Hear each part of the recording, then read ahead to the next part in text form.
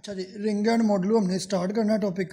सबसे पहले इसकी पिछले सेमेस्टर की डेफिनेशन कुछ हमें पता होनी चाहिए। रिंग की डेफिनेशन क्या थी? एक नॉन एम्प्टी सेट हो, उसमें प्रॉपर्टीज हों कुछ, यानी कि अबिलियन ग्रुप हो विद रिस्पेक्ट टू एडिशन और सेमी ग्रुप हो with respect to multiplication, closure, associative, identity और इन्वर्स और कम्यूटेटिव लॉ हो प्लस के लिहाज से, और मल्टीप्लिकेशन के लिहाज से सिर्फ पहली दो प्रॉपर्टीज एसोसिएटिव और क्लोजर, ये दो हों मल्टीप्लिकेशन के लिहाज से, और लेफ्ट और राइट डिस्ट्रीब्यूटेड लॉ हो जो ये लिखे हुए हैं।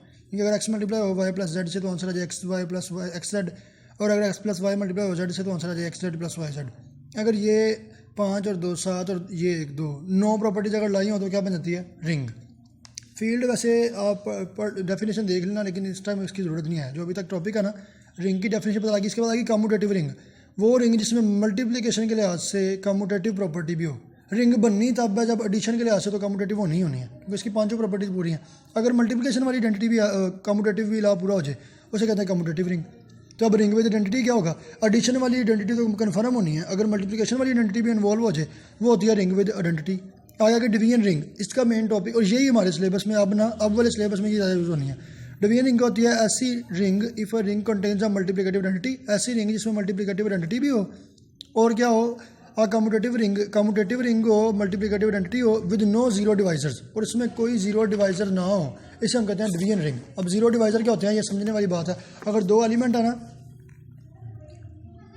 ए और बी दो एलिमेंट है और दोनों नॉन इक्वल टू जीरो हैं, इन दोनों को मल्टीप्लाई करने से अगर आंसर जीरो आता हो ना, इसे कहते हैं जीरो डिवाइजर। अब ये देखने में या सिंपल मल्टीप्लिकेशन में ये बात समझ नहीं आती, दो नॉन जीरो नंबर से मल्टीप्लाई करें, आंसर जीरो किस तरह आ जाएगा? देखने में तो ये लगता है ये पॉसिबल ही नहीं।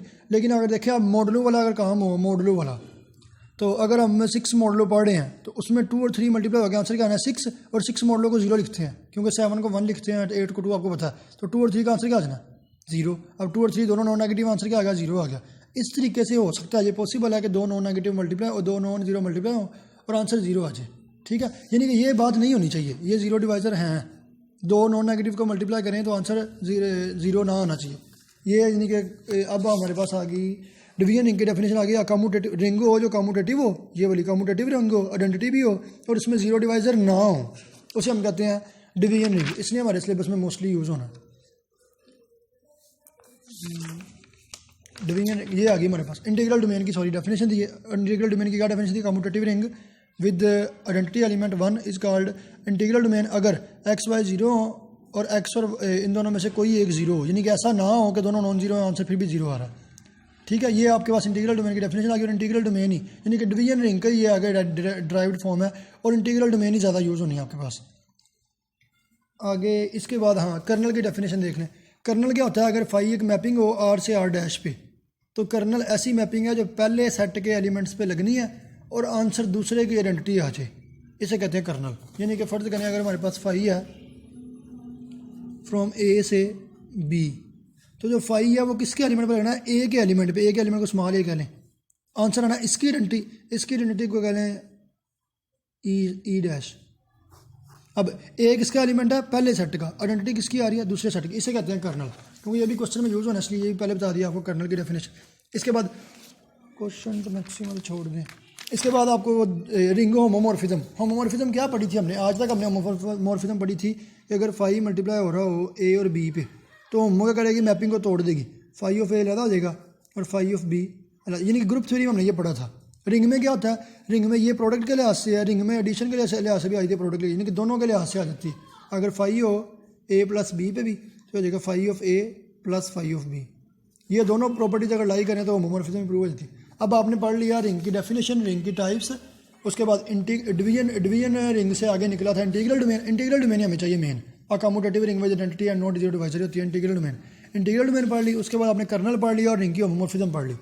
ये चीज़ें पढ़नी है। इधर से अपना हमारा टॉपिक शुरू हो जाएगा। नोट्स में अगर आप देखें तो शुरू में लिखा हुआ है रिंग की डेफिनेशन, ये आप पढ़ चुके हो, उन्होंने वही प्रॉपर्टीज का। कम्यूटेटिव रिंग मैंने अभी पढ़ा दिया, इसमें मल्टीप्लिकेशन कैसे कम्यूटेटिव हो, आइडेंटिटी भी पढ़ चुके हो, जीरो डिवाइजर भी आप पढ़ चुके हो। दो non negative number multiply answer zero आ जाए, इसे कहते हैं जीरो डिवाइजर। जीरो डिवाइजर नहीं होना चाहिए इंटीग्रल डोमेन के लिए, पढ़ चुके हो। कम्यूटेटिव रिंग हो, आइडेंटिटी भी हो और जीरो डिवाइजर ना हो, ठीक हो गया। कैंसलेशन लॉ आप छोड़ दें, वो भी ईजी है। आगे आएगा होमोमॉर्फिज्म। होमोमॉर्फिज्म क्या होती है? जब दो प्रॉपर्टीज लिखी हुई हैं, अगर एफ अप्लाई और एक्स प्लस वाई पे टूट जाए, अगर एफ अप्लाई और एक्स वाई पे फिर भी टूट जाए, इसे कहते हैं। आगे कर्नल की डेफिनेशन भी आपको पढ़ा दी है। कर्नल क्या होता है? पहले पे मैपिंग लगे, दूसरे की आइडेंटिटी आ जाए। नेक्स्ट है हमारे पास क्वेश्चन रिंग। क्वेश्चन रिंग क्या होती है? क्वेश्चन नाम से जाहिर है कि डिवीजन का जरूर इस्तेमाल होना है, क्वेश्चन का इस्तेमाल है। तो क्वेश्चन रिंग को लिखने आपने दरअसल चीज़ें सीखनी है, ये थ्योरम से पहले बताया हुआ है कि चीज़ें करनी किस तरह। क्वेश्चन रिंग अब इस तरह होगी आर ओवर आई। तो इसको एलिमेंट्स किस तरह आएंगे?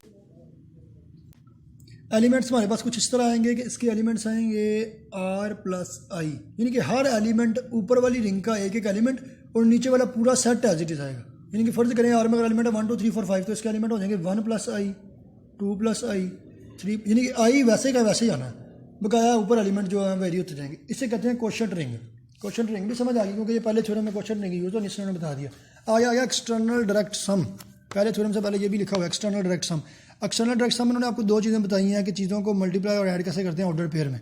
इधर अब ये R1 R2 plus S1 S2 किस तरह ऐड होंगे? पहला एलिमेंट पहले में ऐड हो जाएगा और कोमा लगा के दूसरे में, सिंपल है। मल्टीप्लाई भी किस तरह होंगे? R1 R2 S1 S2, R1 S1 से मल्टीप्लाई हो जाएगा, कोमा लगा के R2 S2 से मल्टीप्लाई हो जाएगा। अब जो हमने पढ़ी ना ऑर्डिनरी मल्टीप्लिकेशन, जो हम पढ़ते हैं वैसे लोअर क्लासेस में, वो होता है पहला एलिमेंट पहले से प्लस पहला दूसरे से प्लस दूसरा पहले से प्लस दूसरा दूसरे से, वो नहीं करना। ये ऑर्डर पेयर की बात हो रही है। ऑर्डर पेयर मल्टीप्लाई किस तरह करते हैं? पहला पहले से कोमा लगा के दूसरा दूसरे से, ऐड भी इस तरह और मल्टीप्लाई भी इस तरह। अच्छा जी, आगे हमारे पास आ गया फंडामेंटल थ्योरम ऑफ होमोमॉर्फिज्म। वो क्या जुबानी याद रखना है। अगर आर कोई रिंग हो और डिवाइड करे कर्नल को, कर्नल उसको डिवाइड करे। अब कर्नल क्या होता है? कर्नल है मैपिंग, कर्नल के लिए मैपिंग होनी जरूरी है, ये मैपिंग लिखी हुई है। पहले के सेट पे अप्लाई हो और दूसरे की आइडेंटिटी है, याद है ना। आर ओवर कर्नल का आंसर आना चाहिए आइसोमॉर्फिक किसके? Image of phi. अब इमेज फाई क्या होता है? जो आंसर आते हैं, यानी कि जो रेंज सेट है उसे कहते हैं इमेज फाई। इसके क्या आइसोमॉर्फिक? आइसोमॉर्फिक क्या होती है? 1 1 ऑन टू और होमो, 1 1 ऑन टू और होमो, यानी कि तीनों प्रॉपर्टी चेक कर लेंगे, अगर हो जाए तो उसका आइसोमॉर्फिक प्रूव हो जाएगी। अब क्वेश्चन देखें जरा, एक्सरसाइज आपके पास prove that Z6 and Z2 plus Z3 are isomorphic, यानी कि हमने प्रूव करना है कि Z6 आइसोमॉर्फिक इसके है Z2 प्लस Z3 के। इसको अब पहले Z1 Z2 Z3 ये सारे सेट्स होते हैं, इनको लिखने का तरीकाकार समझ लें। क्वेश्चन रिंग आप अभी पढ़ के आए हो।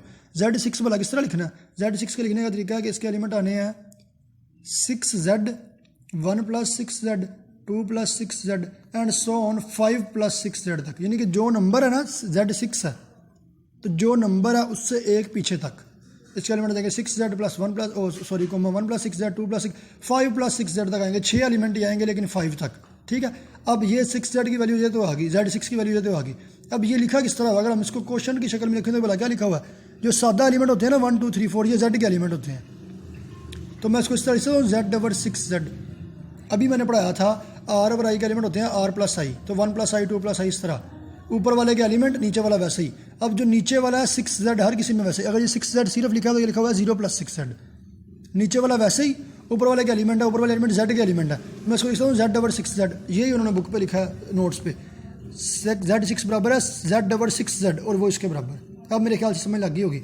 अब ये 3 तक है तो ये 2 तक चलेगा, 0 plus 3Z, 1 plus 3Z, 2 plus 3Z। अब ये 2 तक है, ये 2 तक चलेगा, 0 प्लस 2Z और 1 प्लस 2Z। ये तीनों सेट लिख लिए हैं जो क्वेश्चन में इन्वॉल्व सेट नज़र आ रहे हैं। अच्छा, अब आपको Z6 भी लिखना आ गया, Z3 भी लिखना आ गया और Z2 भी लिखना आ गया। क्वेश्चन में नज़र आ रहा है कि Z2 और Z3 सादा नहीं लिखी हुई, इनका एक स्पेशल किस्म का सम भी है। अब जो सम है उनको जमा कर लें, सिंपल सी बात है। Z2 और Z3 को हमने जमा करना था, Z2 और Z3 किस तरह जमा होंगे? अब ये जमा भी सादा नहीं हो जाने, पहले इस Z2 ने इसके साथ भी जमा होना है, फिर इस Z2 ने इसके साथ ऑर्डर पेयर बनाएगा, फिर इसके साथ ऑर्डर पेयर, फिर इसके साथ ऑर्डर पेयर, फिर ये वाला एलिमेंट पूरा इसके साथ ऑर्डर पेयर, इसके साथ ऑर्डर पेयर और इसका, यानी कि इस तरह लिखना आपने। Z2 ने Z3 के साथ ऑर्डर पेयर बना लिया, फिर 2Z ने 3Z के साथ, फिर 2Z ने 1 प्लस 3Z के साथ, फिर 2Z ने 2 प्लस 3Z के साथ, फिर 1 प्लस 2Z ने 3Z के साथ, फिर 1 प्लस 2Z ने 1 प्लस 3Z, यानी कि इस तरह आपके पास 6 ऑर्डर पेयर आ जाएंगे। ऐड किस तरह होना है? ऑर्डर पेयर की शक्ल में ऐड होना। क्यों होना? मैंने पहले आपको समझाया था कि चीज़ों को ऑर्डर पेयर में ऐड किस तरह करते हैं और मल्टीप्लाई किस तरह करते हैं। उसके मुताबिक ये हो गया, ऐड हो गया आपके पास आ गया, 2 सेट ऐड हो गया, आपके पास ये बन गया। इसके बाद क्या करना है? इसके बाद आपने 2 मैपिंग सेलेक्ट करनी है, ठीक है। अब ये जो 2Z लिखा हुआ है ना, याद रखना ये भी 0 प्लस 2Z है, ये भी 0 प्लस 3Z है, ये 0 प्लस 2Z है, ये 1 प्लस 3Z है, यानी कि हर एलिमेंट में एक 2Z 3Z टाइप की चीज़ होती है और साथ उसके पहले एक सादा नंबर भी होता है। खुद से मैपिंग जो सेलेक्ट करनी है ना, 2 मैपिंग सेलेक्ट कर लेनी है, μ1 और μ2। μ1 ऐसी एलिमेंट है कि सादा एलिमेंट पर अप्लाई हो तो आंसर आता है Z ओवर 2Z की शक्ल का। μ2 ऐसी मैपिंग है कि सादा एलिमेंट पर अप्लाई हो तो आंसर आता है Z ओवर 3Z की शक्ल का। अच्छा जी, म्यू वन पे मैपिंग है जेड से बनना है जेड ओवर टू जेड, यानी कि यहाँ से साफ नज़र आ रहा है कि एलिमेंट जो मैपिंग लगेगी वो लगेगी सादा एलिमेंट पे सिर्फ एन पे, और आंसर आना है n plus two z. Question ring लिखनी आती है ना, इस तरह यहाँ पे भी एन पे लगेगी और आंसर आना है एन प्लस थ्री जेड। अब ये हमने गौर करना है, जो म्यू वन का आंसर आ रहा है n plus two Z, N plus two z, वही टू जेड नहीं था, इसके एलिमेंट भी एन प्लस टू जेड की शक्ल के नहीं, ये भी एन प्लस टू जेड है, वन प्लस टू जेड, ये भी एन प्लस टू जेड है, जीरो प्लस टू, यानी कि म्यू वन रिलेट कर रहा है जेड टू के एलिमेंट से। ठीक हो गया। इस तरह म्यू टू में क्या है, एंड पे थ्री जेड है, ये जेड थ्री के एलिमेंट से रिलेट कर रहा है। बस ये बात याद रखनी है, ये आगे जाके यूज़ होनी है। इसके बाद म्यू वन और म्यू टू आपने मैपिंग डिफाइन कर ली, जेड से to Z over to Z पे, जेड से to Z over three Z पे। अब एक नई मैपिंग डिफाइन कर ली जो क्या है, जेड से Z two plus Z three पे है, जेड से Z two plus Z three पे। अब हमने प्रूव क्या करना है, जरा क्वेश्चन पे है, आपने प्रूव करना है जेड सिक्स है isomorphic Z two plus Z three. जो हम प्रूव कर रहे हैं वो तो हमने मैपिंग बना ली है जेड से Z two plus Z three. ये बाद में आपको पता लग जाएगा ये मैपिंग क्यों ली है। अभी सबसे पहले इस मैपिंग को करना क्या है, अगर प्रूव करना है ना आइसोमॉर्फिक, हमने इसको आइसोमॉर्फिक प्रूव करना है। आइसोमॉर्फिक का क्या मतलब होता है, सबसे पहले उसको होमोमॉर्फिज्म प्रूव कर दें। होमोमॉर्फिज्म हमने इसको सबसे पहले होमोमॉर्फिज्म प्रूव कर लेंगे। होमोमॉर्फिज्म होती है सम के लिए भी प्रोडक्ट के लिए भी, वो प्रूव कर लेंगे। उसके बाद फंडामेंटल थ्योरम यूज़ हो जाएगा, शुरू में पढ़ा था। और इसे सबसे पहले इसे होमोमॉर्फिज्म किस तरह प्रूव करेंगे, अब फाई लगेगा ना एन पे, ये लग रहा है फाई जेड से Z two plus Z three पे, यानी कि फाई एन पे लगेगा तो म्यू वन और एन आ जाएगा और म्यू टू ऑफ एन आ जाएगा। आंसर आने हैं जेड टू का एलिमेंट और जेड थ्री का एलिमेंट।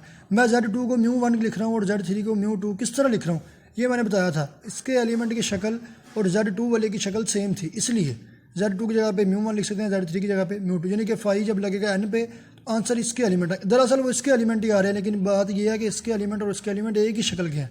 किस तरह वो मैंने आपको बता दिया। अब इसको प्रूव करना होमोमॉर्फिज्म, पहले सम पे लगाएंगे, यानी कि फाई लग जाएगा एम प्लस एन पे। ठीक है, अगर फाई एम प्लस एन पे मतलब वो आ जाएगा म्यू ऑफ एम एन और mu two of M n, यानी कि म्यू वन भी लग जाएगा। अच्छा, जब म्यू वन अप्लाई होगा एम प्लस एन पे और म्यू टू अप्लाई होगा एम प्लस एन पे, अब पढ़ के आए हो म्यू वन अप्लाई हो तो वही एलिमेंट आ जाता है, बस साथ टू जेड आ जाता है, एम प्लस एन आ जाएगा साथ टू जेड आ जाएगा, यहाँ पे भी एम प्लस एन आ जाएगा साथ थ्री जेड आ जाएगा। अब क्वेश्चन रिंग के एलिमेंट्स की एक खसूसियत होती है कि क्वेश्चन रिंग के एलिमेंट जब दो ऐड होती है ना, ये देखें अगर लिखा हो ए प्लस बी प्लस आई तो इसको हम लिख सकते हैं A plus I plus B plus आई। वो एलिमेंट ज़्यादा लिखने हैं, साथ आई लिखने। इसी तरह उन्होंने किया हुआ है कि एम के साथ भी टू जेड लिख लिया प्लस एन के साथ भी टू जेड, इधर भी एम के साथ थ्री जेड एन के साथ भी थ्री जेड। अब क्या करेंगे, ये प्लस में लिखा हुआ है, इसको हम ऑर्डर पेयर बना सकते हैं। पहले का पहला एलिमेंट उठा लें एक ऑर्डर पेयर, प्लस दूसरे के साथ दूसरा उठा लें एक ऑर्डर पेयर। शुरू पे ऑर्डर पेयर पढ़ा था किस तरह बनाते हैं। अब ये किसका फार्मूला, ये है म्यू वन ऑफ एम, ये है म्यू टू ऑफ एम, ये है म्यू वन ऑफ एन और ये है म्यू टू ऑफ एन। अब ये एम के साथ म्यू वन म्यू टू, जब म्यू वन म्यू टू इकट्ठे आ जाए उसको फाई लिख सकते हैं। यही तो मैपिंग पड़ी हुई है। लिखने तो जेड जेड, लेकिन जेड को म्यू म्यू लिख लिया क्योंकि एलिमेंट्स एक जैसे होते हैं। अब जब दो म्यू इकट्ठे नजर आ जाए एम में, म्यू वन भी और म्यू टू भी, उसको लिख लेंगे फाई ऑफ एम, ये आ जाएगा फाई ऑफ एन, यानी कि फाई था एम प्लस एन पे वो टूट के phi of m plus phi of n बन गया। होमोमॉर्फिज्म के लिए हमारे पास जो सेकंड कंडीशन है वो है प्रोडक्ट के लिए। अब फाई अप्लाई होगा एम एन पे, अगर फाई किसी पे अप्लाई हो तो वो म्यू वन और म्यू टू बन जाता है, बन गया mu one of M N mu two of M N.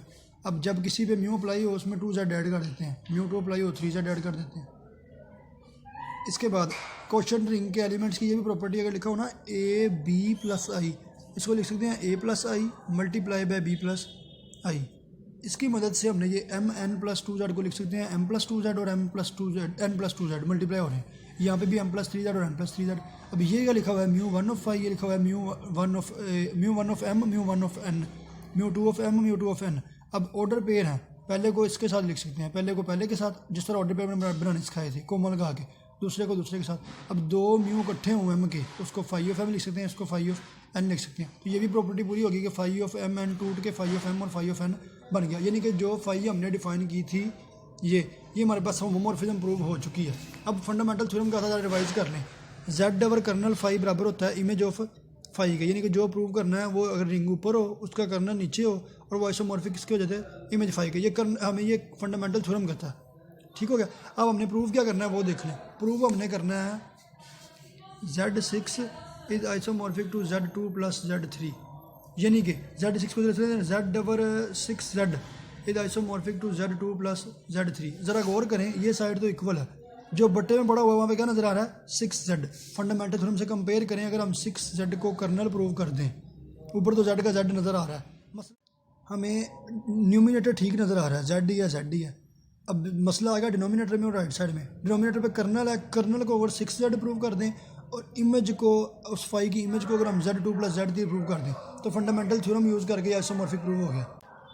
Fundamental में ये आइसोमॉर्फिक ही है ना, हमने यहाँ पे भी आइसोमॉर्फिक ही प्रूव करना है। यानी कि बात रहेगी कर्नल को 6z प्रूव करना है और इमेज को z2 + z3 अगर प्रूव कर दें तो हमारा सवाल ख़त्म हो चुका है। उम्मीद है समझ आ गई होगी। इसके बाद करना क्या, कर्नल को प्रूव करना है z6। कर्नल होता क्या, कर्नल में वो एलिमेंट होते हैं जिन पे फाई अप्लाई हो पहले सेट के एलिमेंट्स पे तो आंसर आ जाए दूसरे की आइडेंटिटी। ठीक हो गया। अब फाई कहाँ से कहाँ पे लग रही है वो देख लें। फाई लग रही थी z से z2 + z3 पे। ठीक होगा, यानी कि सादा एलिमेंट्स पे अप्लाई होगी और जो आंसर आएंगे वो 2z और 3z की शक्ल में होंगे। अब 2z और 3z इस शक्ल में थे, n + 2z और n + 3z। इनकी आइडेंटिटी फिर क्या होगी, 0 + 2z और 0 + 3z। यही आइडेंटिटी होगी ना। यानी कि फाई अप्लाई हो किसी सादा एलिमेंट n पे फाई और आंसर आता हो, फाई अप्लाई होता हो सादा n पे और आंसर आता हो 0 + 2z यानी कि 2z, 3z, ये आंसर आता हो। इसे इस तरह हमें कर्नल प्रूव करना। अब ये देखें, अगर वैसे सादा मैपिंग अप्लाई करें तो आंसर आना चाहिए n + 2z और n + 3z, लेकिन हमारा कर्नल की डेफिनेशन कहती है कि इसका आंसर आना चाहिए 0 + 2z और 0 + 3z। अब अगर कंपेयर करें ना, अगर बराबर हो ना a + h बराबर हो h के, तो फिर a किसको बिलोंग कर जाता है, h को। ये बहुत बार पढ़ा था ग्रुप थ्योरी में।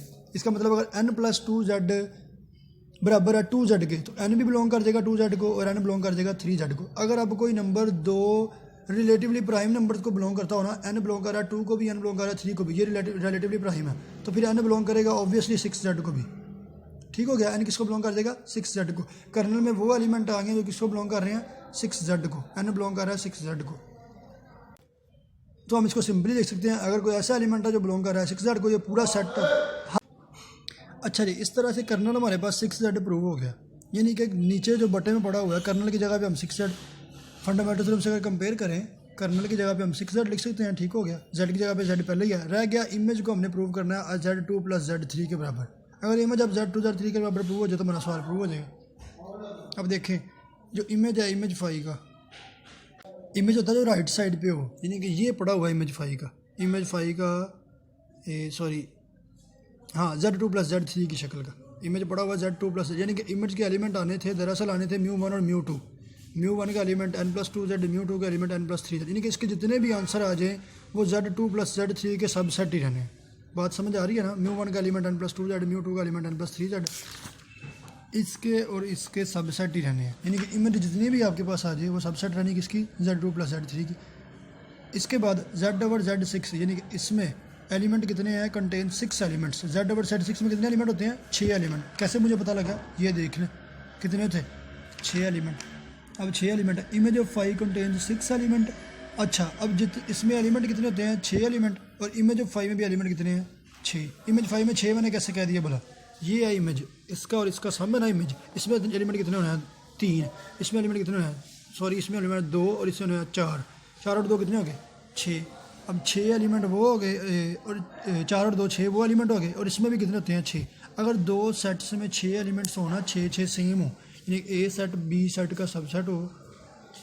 अगर ए सेट बी सेट का सबसेट हो और दोनों में एलिमेंट की तादाद सेम हो तो हम उनको सबसेट नहीं, उनको इक्वल कह देते हैं, ए = बी हो जाएगा।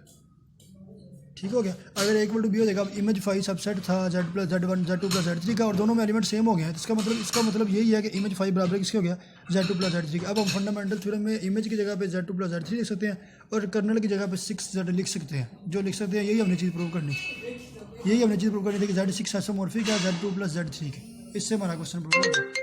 नेक्स्ट क्वेश्चन है हमारे पास, prove that rings z and z + z are not isomorphic. हमने प्रूव करना है आइसोमॉर्फिक नहीं है। आइसोमॉर्फिक का मतलब क्या होता है, आइसोमॉर्फिज्म होती है जब 1 ऑन टू और होमो, 1 भी हो, ऑन टू भी और होमो, यानी कि बाइजेक्टिव मैपिंग एग्जिस्ट करती हो।